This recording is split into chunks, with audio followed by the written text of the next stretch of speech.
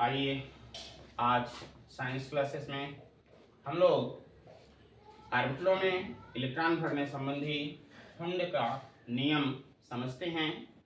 हुंड का नियम हुंड नामक वैज्ञानिक ने प्रतिपादित किया है और इनका कथन है, समान ऊर्जा के ऑर्बिटलों में पहले एक एक इलेक्ट्रॉन भरते हैं, इसके बाद शेष बचे हुए इलेक्ट्रॉनों द्वारा युग्मन या जोड़ा बनने का कार्य होता है। इलेक्ट्रॉनों द्वारा युग्मन होना या किसी भी उपकोष के कक्षकों में इलेक्ट्रॉन जोड़ा तब तक नहीं बनता है जब तक कि उस उपकोष के समस्त कक्षकों में एक एक इलेक्ट्रॉन न भर जाए। आपने यहां देखा, झुंड में इलेक्ट्रॉन नहीं भरते, एक एक इलेक्ट्रॉन सब ऑर्बिटलों में भरते हैं। किसी भी ऑर्बिटल, जैसा कि पीछे आपने पढ़ा था ऊर्जा स्तर माने कक्षा, तो कक्षाओं में ऑर्बिटल होते हैं, उनके भी अपने ऊर्जा की एक स्तर होता है, ऊर्जा की एक मात्रा होती है। तो पहले s ऑर्बिटल आता है, उसके बाद उससे आगे p ऑर्बिटल आता है, फिर d ऑर्बिटल आता है। तो इस तरह से आप देख रहे हैं कि जैसे कार्बन की अगर हम बात करें तो इसके पास 6 इलेक्ट्रॉन हैं। तो पहला ऊर्जा स्तर हो गया 1s2 का, पहला ऊर्जा स्तर हो गया। तो सबसे पहले इसमें क्या करेंगे, एक इलेक्ट्रॉन भरेंगे और इसके बाद फिर दूसरे इलेक्ट्रॉन का भरना होगा और दूसरा इलेक्ट्रॉन हमेशा विपरीत चक्रण वाला रहेगा। अब दूसरा ऊर्जा स्तर आ गया 2s2, इसमें भी पहले एक इलेक्ट्रॉन भरेगा और इसके बाद फिर इसका जोड़ा बनाया जाएगा। यहाँ आप देख रहे हैं p ऑर्बिटल है, उसके 3 सब ऑर्बिटल हैं px, py, pz, और आप देख रहे हैं कि 4 इलेक्ट्रॉन यहाँ भर चुके हैं। अब 2 इलेक्ट्रॉन इसके पास और है जो कि p ऑर्बिटल में भर रहा है। तो p ऑर्बिटल में 3 सब ऑर्बिटल हैं, तो ऐसा नहीं होगा कि 2-2 इलेक्ट्रॉन सीधे भरते चले जाएं। पहले एक एक इलेक्ट्रॉन भरेंगे, जैसा कि इसमें आप देख रहे हैं px में 1 इलेक्ट्रॉन भरा हुआ है, py में 1 इलेक्ट्रॉन भरा हुआ है और आगे इलेक्ट्रॉन नहीं है इसलिए नहीं भरा है। नाइट्रोजन के पास 7 इलेक्ट्रॉन हैं, 7 में से सबसे पहले 1s2 में 2 इलेक्ट्रॉन भर गए, एक एक करके पहले एक भरा फिर दूसरा भरा।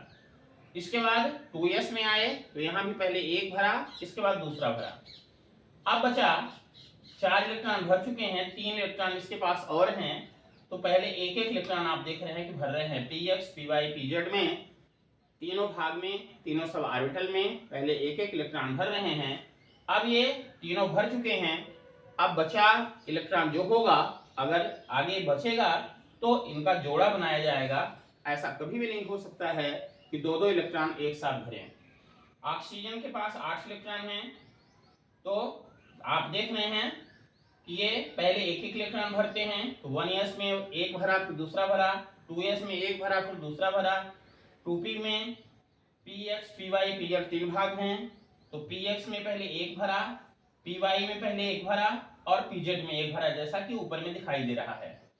अब इसके पास एक इलेक्ट्रॉन बच गया है, चूंकि इलेक्ट्रॉनों की संख्या इसके पास 8 है इसलिए एक इलेक्ट्रॉन बच रहा है। ये 7 भर चुके हैं, 2 2 4 और 3 ये 7। अब 8वां इलेक्ट्रॉन जो है फिर से जोड़ा बनाने का काम करेगा। ये आप देख रहे हैं कि px में जोड़ा बनाता है।